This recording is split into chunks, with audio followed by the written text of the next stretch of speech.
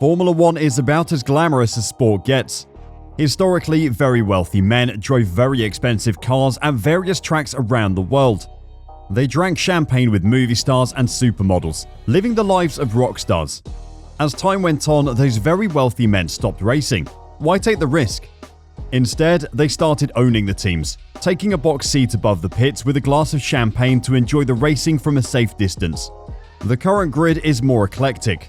Don't get me wrong, it's still covered in men from wealthy families earning millions of dollars racing expensive cars. That hasn't changed. But the real money behind Formula One has moved to the stands. Except for one man, who sticks out like a sore thumb on the grid. Toto Wolff, the 6'4" chiseled pillar of Austrian muscle, whose aggressive outbursts in the Mercedes garage have made him a star of the sport in recent years. It isn't just his shape or his headset smashes that make him stick out though. It is his $540 million net worth. So how did Toto Wolff get so rich? And why is he still walking the grid before races instead of relaxing in the stands? Let's find out. Anyone with even the smallest bit of Formula One knowledge knows who Toto Wolff is. The tall, striking Austrian who led the Mercedes-Benz AMG Petronas Formula One team to success as team principal and CEO. Like many of the drivers, Wolff became a celebrity in the paddock, rising from the ashes of the underdog success story that was Brawn GP. Toto Wolff took the team to 8 Constructors' Championships and 7 Drivers' Championships. But by no means is this all that people know Wolff for. After buying his way into the Mercedes team, he took on the role of team principal. In Formula One, Wolff has unparalleled expertise and business acumen. Moving from project to project and business to business, Wolff finds and fixes problems, all the while netting a cool sum in the process. It is reported that Toto Wolff has a net worth of over an estimated $540 million, which makes him the richest F1 team principal in the paddock. No matter how good you are at your job in Formula One, you can't make that kind of money. Well, maybe you can if you worked at it for long enough, but Wolff is only 50 and has only been involved in the sport since 2009. So where did his money come from? Before we answer that, let me tell you about Established Titles, an incredible company that's preserving the natural woodlands of Scotland and helping with global reforestation.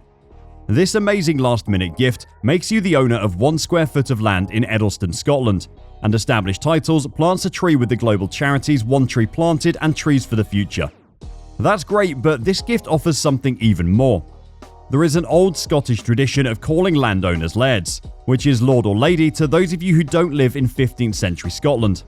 By gifting someone land in Scotland, you give them the right to call themselves a lord or lady, and they get a certificate to prove it. You can add lord or lady to your credit card, plane tickets, or even your FIA super license. You do own one, don't you? The first 200 people who purchase a title pack using our link will get their plot pretty much directly next to mine. This isn't just an amazing last-minute gift, we could also start our own little Scottish kingdom. Established Titles is actually running a massive Black Friday sale right now. Plus, if you use the code F1Reverse, you get an additional 10% off. Go to establishedtitles.com/F1Reverse to get your gifts now and help support the channel. If you bought an Established Titles product with our code, let us know in the comments below so we can shout you out by your proper title. Right, back to Wolff and his road to being a multi-millionaire. Torge Christian Wolff, to give him his full name, did not grow up a racing fan. He has a childhood memory of being called in on a summer's day to watch Niki Lauda drive in a Grand Prix somewhere. Lauda, a 3-time world champion, was Austria's greatest racing driver. As he grew up, Wolff discovered he loved to drive. At the age of 18, he took a Volkswagen Beetle up to the Herrnstrasse, a curving, cobbled road through the woods in the northwestern part of Vienna where he lived, and went as fast as he could. He practiced every night. When it was raining, it was even better, he said. He didn't worry about the Beetle's straight-line speed. It was about not slowing down for the bends. The straights don't count. The straights are just there to join the corners, Stirling Moss, the great Mercedes driver, once said. But in the corners, there is something to see, sometimes. Wolff crashed his Beetle into a tree. This was just the beginning though. Wolff's obsession with cars would continue to grow like a volcano bulging to breaking point. The eruption happened in 1990, when he was at the Nürburgring to watch a friend compete in a German Formula 3. It was his first time on a racing grid and it changed his life forever. There was nothing else anymore, he recalled. It's like an identity I got. At the time though, Toto didn't have the single most important requirement of being a racing driver: money. The similarities with Lewis Hamilton's early days are obvious. Both came through the sport without huge financial backing from their families. Both came from much simpler means than those around them. It is no surprise that they've become such close friends while working together then. Unlike Lewis though, Wolff never showed the promise to climb the motorsports ranks. That didn't stop him from doing whatever it took to keep racing. One Christmas, he stood in a golden cape and golden face paint outside a sponsor's electronics store and handed out cards to shoppers. With no future in front of him, Toto packed up shop and went to business school. This is the real start of the Toto Wolff success story. It all started with the acquisition of the most popular website in Austria in 1998. Wolff had just arrived back from seeing the .com boom in America and wanted a cut of the rapidly growing market. According to Wolff, the owner, a teenager called Markus Schwab, agreed to sell Wolff half the business, as long as Wolff could find investors and he could borrow Toto's Porsche. Wolff raised the money. Schwab sold the rest of his stake soon afterward. He got bought out for 20 million euros or so, Wolff said. In 2006, after a series of mergers, the company was sold in a deal worth $275 million. It was with deals like this that Toto Wolff's investment firm, March 15, which was then succeeded by March 16 in 2004, made him his millions. This is where it's important to define what net worth actually means. Net worth includes both an individual's cash and the assets he owns. Think cars, houses, investments, businesses, and salary. Wolff diversified his portfolio across all of these, earning a large salary and making plenty of smart investments. With vast wealth from his success as an investment banker, he found ways to make money around the sport he loved. In 2002, Toto entered into a joint venture with Mika Hakkinen, managing upcoming racing drivers. One of those would become a household name in the form of Valtteri Bottas, the loyal tail gunner for Lewis Hamilton. Further proving his credentials as a gearhead, Wolff used some of his wealth to go racing, competing in the FIA GT World Championship, taking a second-place finish in the Austrian Rally Championship, and winning the 2006 24 Hours of Bahrain.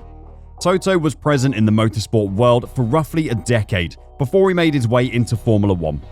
Wolff became an investor in Formula One, buying a 16% stake in Williams Grand Prix Engineering. Wolff's role was financial initially, but he loved the hustle of the paddock. He was on the grid when the likes of Frank Williams, Ron Dennis, Eddie Jordan, and Bernie Ecclestone were in managing roles. These were huge personalities who came through Formula One before the turn of the millennium, when the sport was more about the partying than the racing.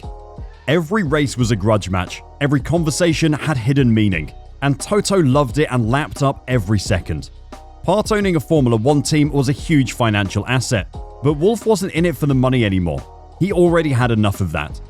In 2012, 3 years after buying his stake in Williams, Wolff found himself as executive director.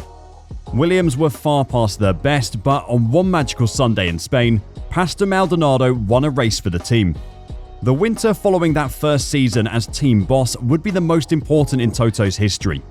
Events would unfold at the Mercedes team, which Wolff had links to from his time as an investor in HWA Racelab, who managed the Mercedes DTM team. The team had bought out Braun GP, owners of the Silver Arrows team, in 2009, but hadn't achieved the success they were expecting. Wolff gave a presentation to the board about what he thought had gone wrong. Clearly, Toto was impressed by some of what he saw because he bought a 30% stake for $38 million and became an executive director during some restructuring of the team in January 2013. Over the following years, he would sell off his stakes in Williams for millions of dollars, adding yet more zeros to his net worth. At first, he ran the Mercedes team with Ross Brawn, but by the start of 2014, it was just Toto at the helm, and he steered the team to incredible success. Of course, success doesn't come cheap. The push to the front of the sport meant incurring some serious losses. In 2013, the team lost nearly $100 million on revenue of $200 million.